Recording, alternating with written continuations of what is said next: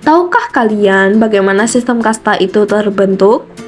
Dan tahukah kalian pada awal sistem kasta terbentuk itu didasarkan oleh profesi dan bukan keturunan loh. Yang bener. Kalau belum tahu, maka mari kita simak video berikut. Berdasarkan kitab Rig Veda pada masa periode Weda kuno yang berlangsung sekitar 1500 hingga 500 sebelum Masehi, sistem kasta itu didasarkan oleh profesi dan bukan keturunan loh. Di dalam sistem kasta tersebut terdapat 4 golongan. Golongan pertama yakni Brahmana yang terdiri dari pendeta dan pengajar agama.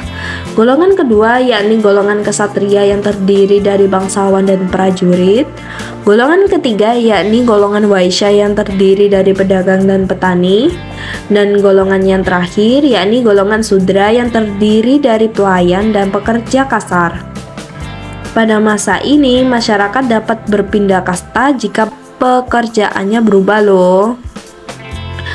Nah, pada abad kelima sebelum Masehi, karena adanya pengaruh ajaran Dharma Sastra, sistem kasta yang awalnya dibagi berdasarkan profesi, berubah penggolongannya didasarkan pada keturunan.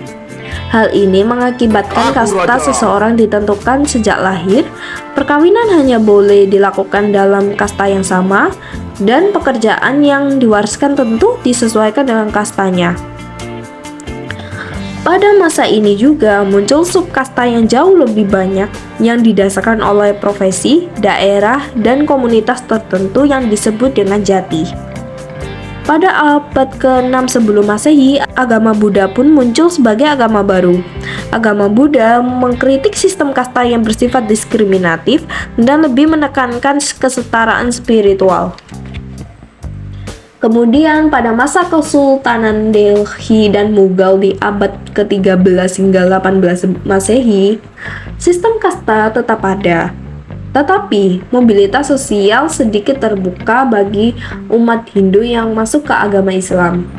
Kemudian pada masa kolonial Inggris yang berlangsung di abad 18 hingga 20 Masehi, sistem kasta menjadi sangat kuat.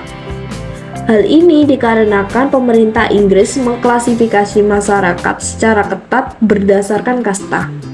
Pada saat itu, pemerintah Inggris mengklasifikasikannya melalui sensus dan administrasi.